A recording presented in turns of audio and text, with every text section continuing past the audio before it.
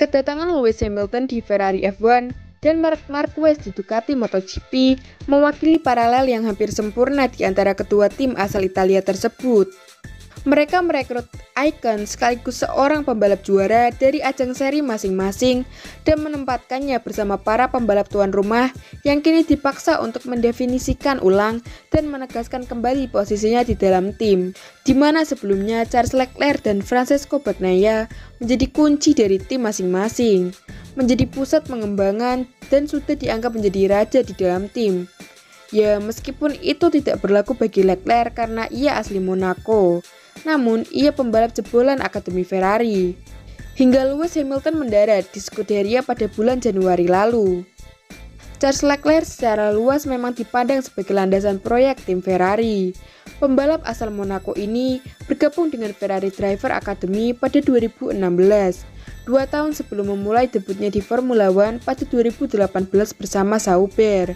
Demikian pula Francesco Bagnaia, memulai karirnya di MotoGP bersama tim satelit Pramac Racing sebelum ia mengenakan warna merah Ducati pada 2021 dan merebut gelar juara dunia berturut-turut pada 2022 dan 2023. Dua gelar juara tersebut secara alami mengukuhkan statusnya sebagai pemimpin de facto tim paling kompetitif di grid selama 2 tahun lamanya. Namun, kedatangan Marc Marquez telah menantang hierarki tersebut. Sama seperti kepindahan yang dilakukan Hamilton ke Ferrari yang sebelumnya menasibkan Leclerc sebagai pembalap terbaik di Ferrari, sekaligus sebagai ujung tombak bagi tim Ferrari karena segala hal hanya berfokus ke Charles Leclerc. Dengan datangnya Lewis Hamilton sebagai pembalap berlabel juara dunia, jelas akan mengubah dinamika politik dalam tim. Seorang juara MotoGP Italia yang mengendarai motor buatan Bologna adalah narasi yang sempurna dari sudut pandang orang Itali. Seperti halnya jika tim Maranello merayakan gelar juara lagi. Hampir 2 dekade kemudian, dengan 2 Predestinato, meskipun ia membalap di bawah bendera Monaco, namun prestasi yang ditorehkan oleh Leclerc selama bersama dengan Ferrari cukup baik ketimbang rekan satu timnya. Perbedaan pencapaian karir antara Hamilton dan rekan setim barunya ini bahkan lebih mencolok dibandingkan dengan Marquez dan Bagnaia. 7 title gelar juara yang diraih pembalap asal Inggris ini menempatkannya di level yang sama dengan Michael Schumacher, yang telah dilampauinya dalam hal jumlah kemenangan, podium, dan pole position. Sementara Leclerc, yang 11 musim lebih muda, hanya mengoleksi total 8 kemenangan, 43 podium, dan 26 pole position. Lalu, jarak antara Marquez yang menorehkan 8 gelar juara MotoGP dan Bagnaia 3 kali lebih kecil jika dibandingkan dengan Leclerc. Itu baru dari sisi olahraga. Dari sisi dampak media, jarak antara para legenda baru dan para petahana jauh lebih lebar. Popularitas Hamilton membuatnya menjadi ikon global yang jauh melampaui dunia balap itu sendiri. Di sosial media, angka-angka tersebut berbicara dengan sendirinya.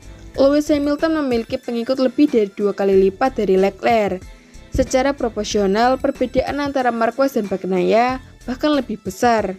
Di atas lintasan, keseimbangan di dalam Ferrari tetap seimbang, setidaknya untuk saat ini. Setelah balapan pembuka musim ini yang diwarnai hujan di Australia, di mana Leclerc finish di urutan ke-8 dan Hamilton di urutan ke-10. Dan di GP Cina, keduanya sama-sama didiskualifikasi dari balapan. Keduanya sama-sama menorehkan hasil buruk dalam 2 seri. Tapi, dinamika di antara keduanya tetap berjalan dengan baik. Namun, musim ini masih sangat panjang, drama pertikaian dan cekcok masih belum terlihat. Adu ego antara 2 pembalap Ferrari ini juga masih belum terlihat. Itu merupakan tugas dari Frédéric Vasseur, selaku kepala tim Ferrari untuk bisa menjaga keharmonisan di dalam paddock. Namun, di kubu Ducati sudah memiliki pemenang dan pecundang yang cukup jelas. Debut Marc Marquez sebagai pembalap pabrikan dengan menyapu 2 seri pembuka menjadi akhir pekan yang sempurna di Thailand dan Argentina. Memenangi sprint race dan balapan utama, merebut posisi terdepan dan mencatatkan lap tercepat. Semua ini tidak mengejutkan setelah pramusim yang kuat dari Marc Marquez atas Francesco Bagnaia yang terlihat sangat menderita selama pramusim. Marquez telah lama dianggap sebagai pembalap paling cerdas di grid MotoGP, menggabungkan bakat, mental baja, keberanian, strategis, dan kecerdasan emosional menjadi senjata ampuh bagi pembalap asal Cervera Spanyol itu.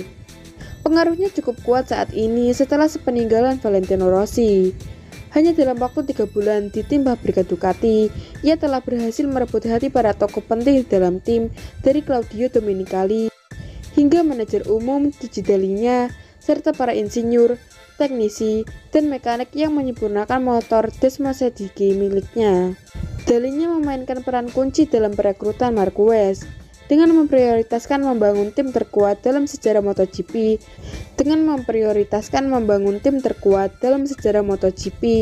dengan di atas kekhawatiran tentang mengelola dua pembalap alfa atau berlebar sang juara. Sementara itu, orang dalam Ducati memuji profesionalisme Bagnaia. Pecco Bagnaia dianggap sebagai pria sejati dan mau menerima kedatangan Marquez tanpa ada komplain. Namun, penampilan dominan Marquez di awal musim ini membuat Bagnaia tidak bisa berbuat banyak. Dia telah menangani masalahnya saat ini dengan penuh wibawa dan ketenangan, tetap menjaga reputasinya. Namun, sampai kapan ia dapat mempertahankan ketenangannya jika jarak dengan Marquez terus menjauh?